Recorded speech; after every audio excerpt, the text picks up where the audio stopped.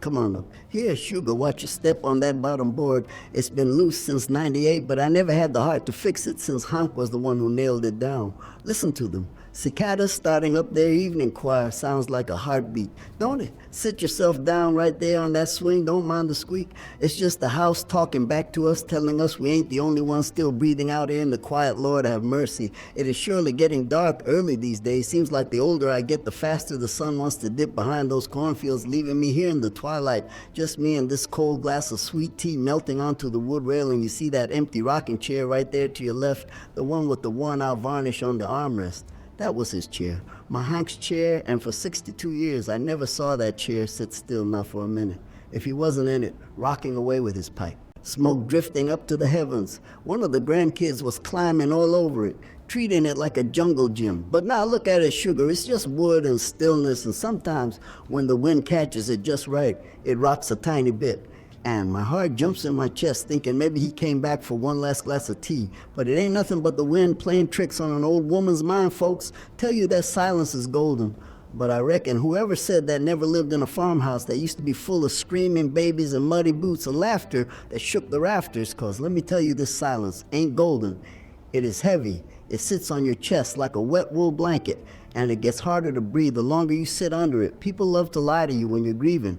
They bring you casseroles covered in tin foil, and they pat your hand, and they say, oh, it gets easier with time, or they say he's in a better place. Well, I don't doubt he's in a better place, 'cause that man was a saint walking on earth, but that don't help the fact that my place down here feels mighty empty without him. And time, sugar, time is a funny thing. It don't heal the wound. It just covers it up with scar tissue so you don't bleed on the carpet no more, but the ache is always there, right? Deep in the bone when the rain is coming. I see you looking at me with those kind of eyes, wondering why a sad old lady called you up to her porch. Well, I reckon it's because I see the way the world is turning out there beyond my fence line. I see folks running around like chickens with their heads cut off, chasing after money and likes on that internet machine, and forgetting to look at the sky or hold the hand of the person they love while it's still warm. And I thought maybe if you sat with me a spell, I could tell you the truth about how we survived the hard times, the wars, and the dust, and the nights we didn't have. 2 nickels to rub together, 'cause looking at you, I think you might need to hear that it's okay to not be okay, and that even when the night is pitch black, the sun has a stubborn way of rising again anyhow. So if you got a few minutes to spare for a grandma who's seen it all, lean in a little closer so the wind don't carry my words away. Now you gotta understand, sugar, back then, the world was a whole lot bigger and a whole lot scarier than it is today. I was born right at the tail end of the hard times when the dust was still settling in the creases of folks' faces. And let me tell you, poverty wasn't a word we used because we didn't know no other way of living. We thought having shoes for church and shoes for school meant you were living in high cotton, but mostly we just had the one pair and you wore them until your toes poked out the front greeting the sunshine.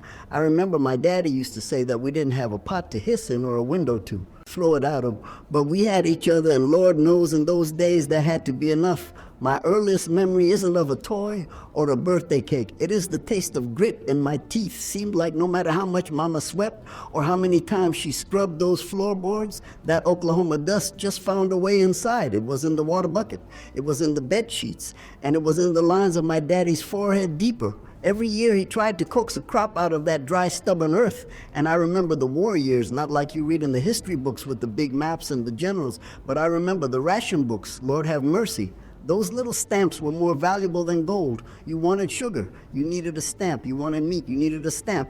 And I remember Mama trading 3 dozen eggs just to get enough fabric to make me a winter coat because the wind cut through the walls like a knife in January, and we learned to make do or do. Without that was the motto etched into our bones. We ate things folks today would turn their noses up at, powdered eggs that tasted like chalk and sadness, and we saved the bacon grease in a tin can by the stove because pouring it out was a sin equal to stealing. But it wasn't all bad sugar. See, that's the thing about struggle. It polishes you up like a river rock, makes you appreciate the shine when the sun finally comes out. And for me, the sun came out in 1952, right around the time I turned 17, and Mama finally let me keep a little bit of the egg money for myself. I had my eye on this bolt of fabric down at McIntyre's dry goods store. It wasn't practical wool or sturdy cotton. It was blue satiny and shimmering like the summer sky right before twilight. The kind of blue that makes you feel like maybe you could float right up off the ground. And I saved every penny I found, every spare coin, from selling blackberries by the roadside until I could march in there and slap that money on the counter, old man. McIntyre looked at me over his spectacles and asked what a farm girl needed with such fancy cloth. And I told him I was fixing to make a memory. I spent 3 weeks sewing that dress by the light of a kerosene lamp, pricking my fingers until they bled. But I didn't care because the local VFW was throwing a harvest dance, and I knew everyone in 3 counties was going to be there.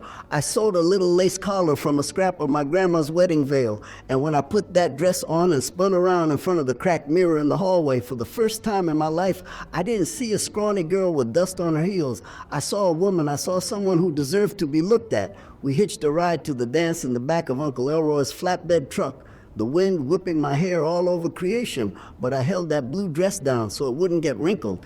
And when we walked into that hall, the air was thick with the smell of sawdust and stale beer and Old Spice, and the band was playing some fast fiddle tune that made your feet itch to move, and I was standing there by the punch bowl trying to look like I belonged when I felt a tap on my shoulder. I turned around, and there he was, just a skinny boy in a shirt that was starched so stiff it could stand up on its own, but he had the kindest eyes I ever saw, the color of polished walnuts, and he held out a hand that was rough and calloused with grease permanently stained under the fingernails from working on tractors.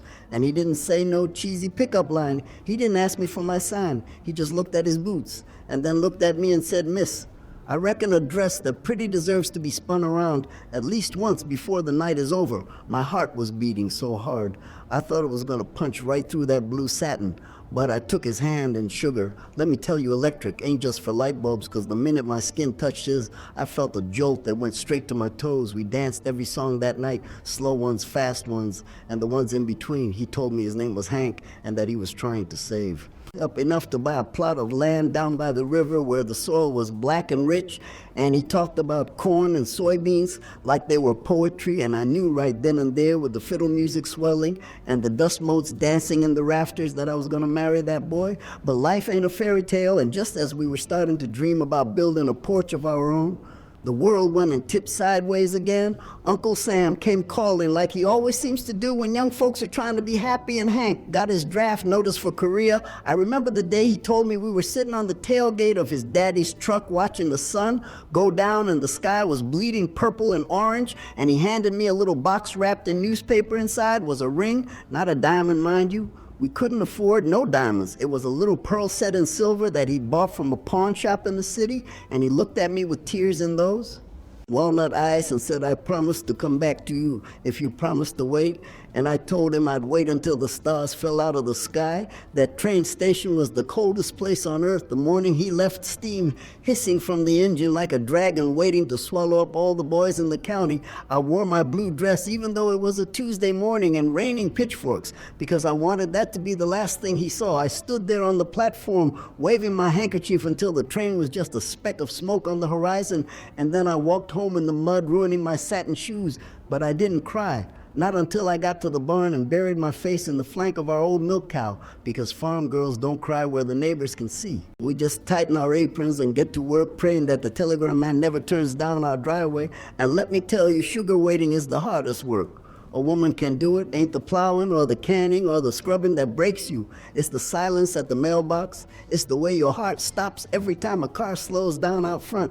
It's sleeping on one side of the bed and reaching out in the middle of the night and grabbing nothing but cold air, hoping that somewhere 10,000 miles away he's looking at the same moon and thinking about the girl in the blue dress waiting for him back in the cornfields. Well, he came back, sure enough, walked off that train a little thinner and a whole lot quieter than the boy who left, but he was my Hank. And we set to work building a life out of mud and hope. And let me tell you, sugar farming ain't like what you see on the postcards or those cheese commercials where everyone is smiling and the cows.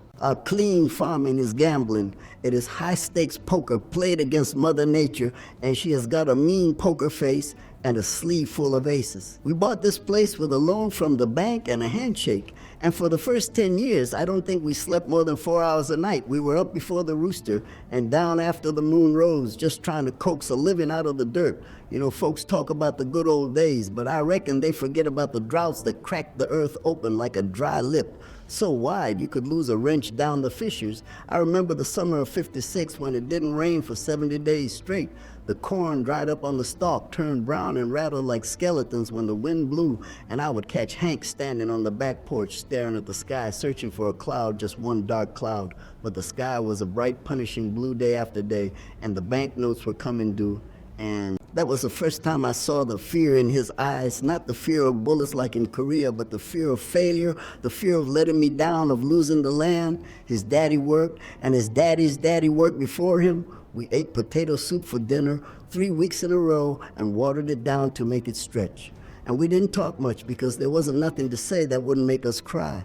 But if you think the weather was hard, let me tell you about the 1980s. Lord have mercy, the 80s almost broke us, and every family we knew, that was the farm crisis sugar.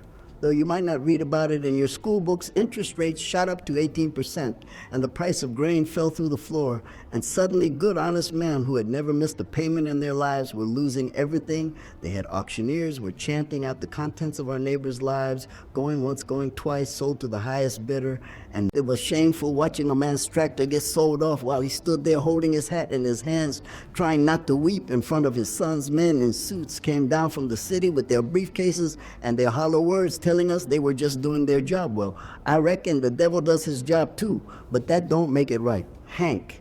And I sat at this very kitchen table looking at a pile of bills that looked like a mountain we couldn't climb, and he put his head in his hands and said, maybe we should just quit, maybe we should sell out and move to town and get jobs at the factory. And I reached across that table and grabbed his rough hand and I said, Hank Wilson, we do not quit.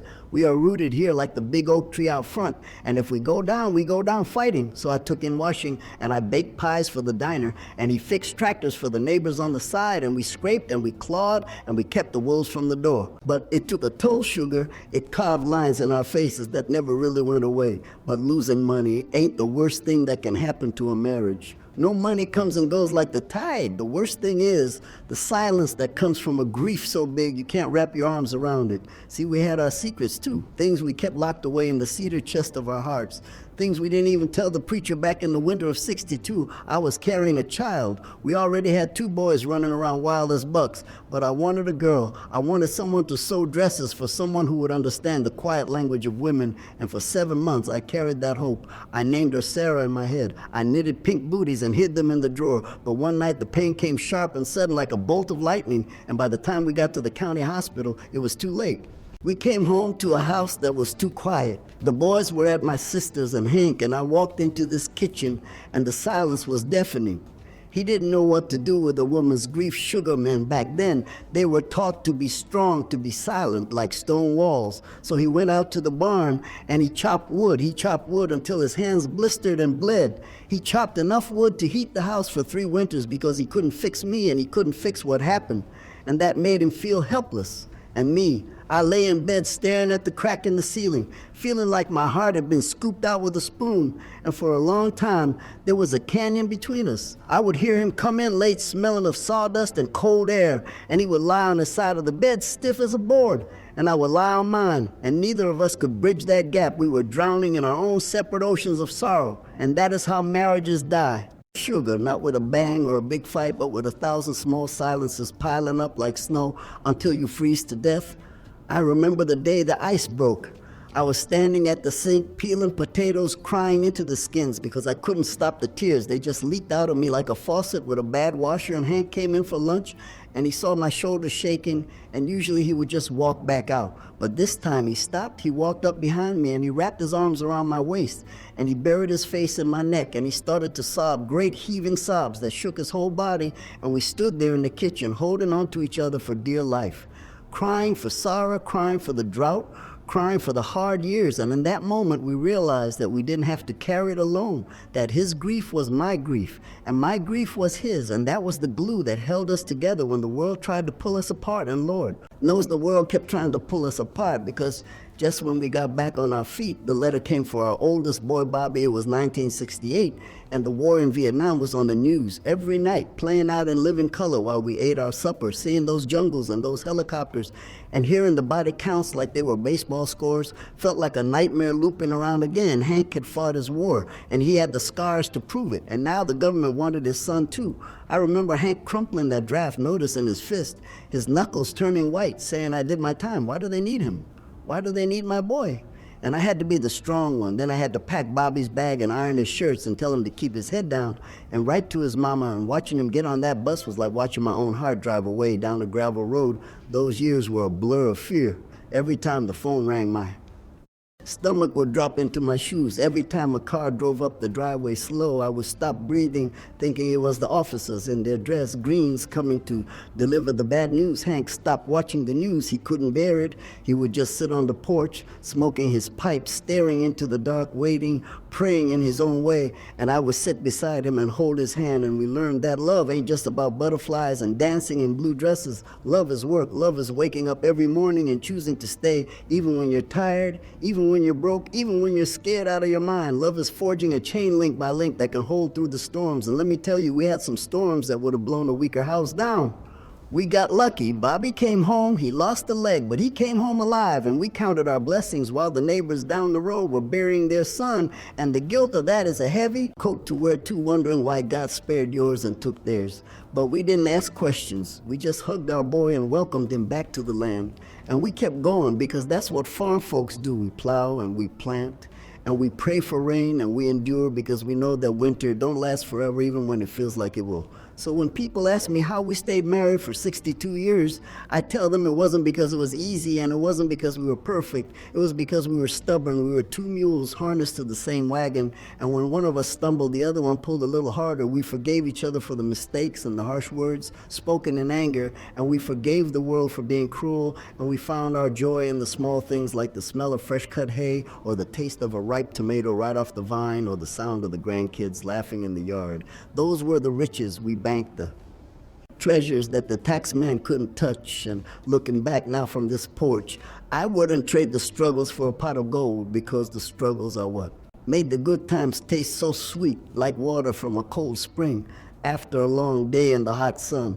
And I reckon that's the secret, sugar. You gotta weather the storms to see the rainbow. You gotta walk through the valley to get to the mountaintop, and you gotta hold on tight to the ones you love, because the wind is always gonna blow. You know, folks always say save for a rainy day, and we did. We put away every spare dollar in a little nest egg, thinking that when our joints got too stiff to climb the tractor, we could finally rest, maybe take a trip to see the Grand Canyon, or just sit on the porch without worrying about the electric bill. But life has a funny way of laughing at your plans, and in 2008, the sky didn't just rain, it poured down buckets. The men in the suits on the television screen kept talking about subprime mortgages and credit swaps, words that didn't mean a lick of sense to dirt farmers like us. But what did make sense was watching our life savings evaporate like dew on a hot morning. Half of what we worked 40 years for was gone in a blink, just vanished into thin air because some greedy folks on Wall Street gambled with money that wasn't theirs. That was the year we had to sell the back 40 acres down by the creek. Selling land is a sin in our family. You hold on to dirt because they ain't making any more of it, but we didn't have a choice. The medical bills were piling up and the taxes were due, and the retirement fund was a ghost of what it used to be. I remember the day the neighbors signed the papers. Hank wouldn't even go into the lawyer's office. He sat out in the truck, staring straight ahead, gripping the steering wheel so tight his knuckles were white as bone. Later that evening, I found him walking the fence line of that sold plot, just looking at the trees he'd planted with his own hands, touching the bark like he was saying goodbye to an old friend. He looked at me with tears in his eyes and said, "I failed you, Mary. I promised to take care of you." And here we are selling off the family legacy, and it broke my heart into a million pieces. I grabbed his face in my hands and I said, "Hank Wilson, you listen to me. Land is just dirt, money is just paper, you and me.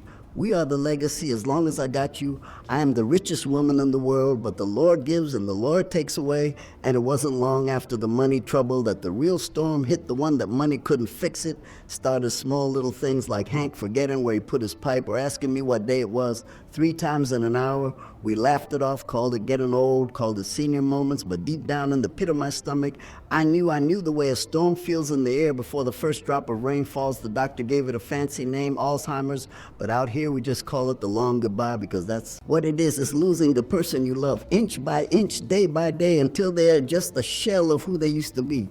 The hardest day wasn't the diagnosis, and it wasn't the end. The hardest day was a Tuesday in November, about 4 years into the sickness. I was in the kitchen, stirring a pot of chili, and Hank came in from the living room looking lost, looking scared like a little boy who couldn't find his mama. He looked me right in the eye with those walnut brown eyes that I had looked into for 60 years, and he asked, "Excuse me, ma'am, do you know when my wife will be home, sugar?" Let me tell you, that question hit me harder than any fist ever could. It knocked the wind right out of me. My knees buckled, and I had to grab the counter to keep from falling. The man who knew every freckle on my skin, the man who had held me through wars and droughts and the death of a child. He didn't know who I was. I was a stranger in my own kitchen. I swallowed the lump in my throat, big as a peach pit, and I smiled at him, because getting angry don't help and crying just scares him. And I said, "She'll be home soon, Hank. Why don't you sit down and have some tea while you wait?" And he smiled that sweet smile and said, "Thank you, ma'am. You're very kind."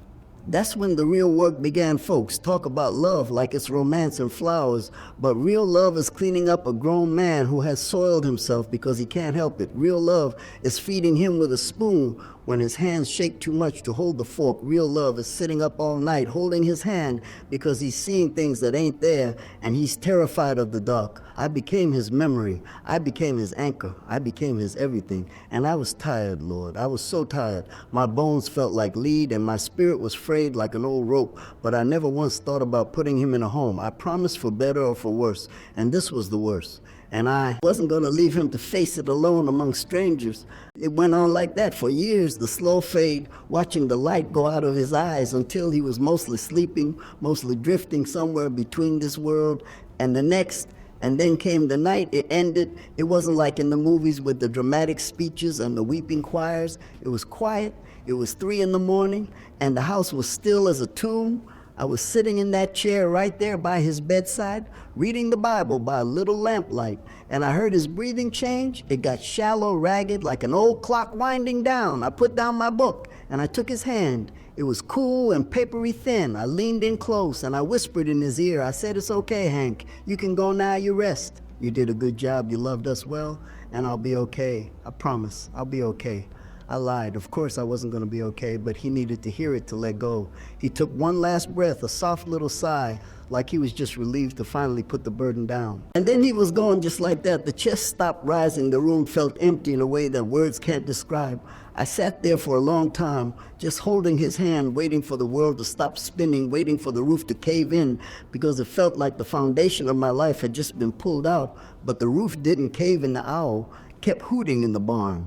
The wind kept blowing through the corn, and the clock on the wall kept ticking, tick-tock, indifferent to the fact that my world had just ended. I washed him myself that morning, put him in his Sunday suit, combed his white hair back the way he liked it. It was the last thing I could do for him, the last act of service in a life full of him. And when the undertaker came to take him away, I stood on this very porch and watched the hearse drive down that long gravel road until the dust settled, and that silence I told you about earlier, that heavy wet wool blanket, silence it, settled over the house, and it hasn't left since. Grieving him wasn't a sharp pain anymore. It was a dull ache, a constant companion everywhere I looked. I saw him, his boots by the door, his hat on the hook, his imprint on the couch cushion, and I realized that grief is just love with nowhere to go. It's all that love I still had for him banking up inside me with no outlet. So I talked to him. I talked to the empty chair. I talked to the wind. And some folks might think I'm crazy, but I reckon if you love someone that deep, they never really leave you. They just change form. They become the wind in the corn and the squeak in the swing and the warmth of the sun on your face. So no sugar, I ain't really alone. Not as long as I got my memories and this old porch to sit on. So here I am, 70 years later, still sitting on this same porch, watching the fireflies start to blink in the tall grass, just like stars that fell down to earth and decided to dance. Folks ask me why I sit out here so much. They ask if I'm waiting for something, and I tell them, no, I ain't waiting, I'm witnessing. See, when you get to be my age, you realize that life isn't a race to the finish line. It's a slow walk through a beautiful garden. And most of us spend the whole time looking at our feet, worrying about the weeds instead of looking up at the flowers. I sit here because I want to feel every breeze. I want to hear every cricket. I want to soak up every last drop of this life before the good Lord calls me home. Because let me tell you, sugar, it goes by fast. It goes by faster than a summer storm. 1 minute, you are 17 in a blue satin dress, dancing with a boy with grease on his hands, and the next minute you are 82 and the chair next to you is empty, looking back at it all, the poverty, the wars, the droughts, the hospital waiting rooms. You might think I'd be bitter. You might think I'd shake my fist at the sky and ask why it had to be so hard. But I surely don't, because the hard is what makes the soft feel so good. You can't appreciate the sunrise if you haven't sat through the long dark night, and we did. We sat through the night, Hank and I, and we made it to the morning, and that's the victory. That's the gold medal right there. Just holding on until the light comes back. And if an old woman can give you one piece of advice, sugar, it's this: stop worrying about the things that don't matter. Stop losing sleep over money or what the neighbors think or what some stranger said on the internet. None of that matters when you are sitting where I'm sitting. You won't remember the overtime you worked. You won't remember the fancy car you drove. You will remember the warmth of your mama's hug. Those are the only things you can take with you in your heart.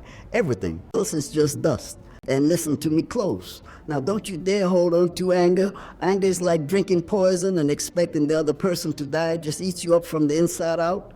I've seen families torn apart over a fence line or a will or a harsh word spoken 10 years ago, and it is a tragedy.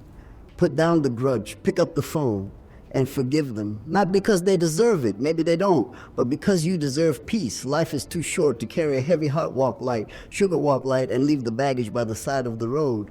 I know you young folks are scared. I see it in your eyes. You are scared of the economy. You are scared of the wars. You are scared you won't ever make a mark on this world.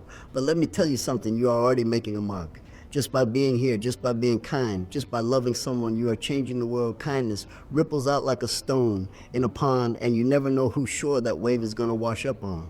So be brave enough to love, even when it hurts. Be brave enough to hope, even when the news is bad, because the sun has a stubborn way of rising, and spring always follows winter. It has for 1,000,000 years, and it ain't going to stop now.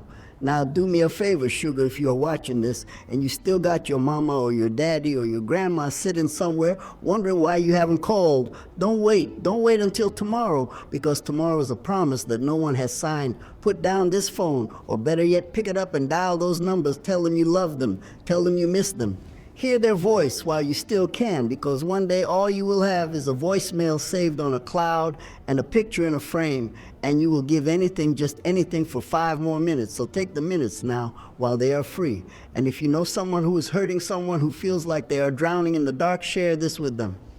Maybe they need to hear that the sun is going to rise. Maybe they need to hear that they ain't alone. Maybe they just need an old grandma to tell them that everything is going to be all right. So pass it on like a plate of warm cookies, and let's spread a little bit of comfort in this weary world. It's getting late. Now, the moon is coming up over the silo looking like a big old silver dollar, and I reckon it's time for me to go inside and rest these old bones. But I'm glad you stopped by. I truly am. It gets quiet out here, and it was nice to share the evening with you. You take care of yourself. Now you're here, and remember, you are loved, you are precious, and you are stronger than you think. I'm going to head in now, but I'll leave the porch light on for you, just in case you ever need to find your way home. Good night, sugar. Good night.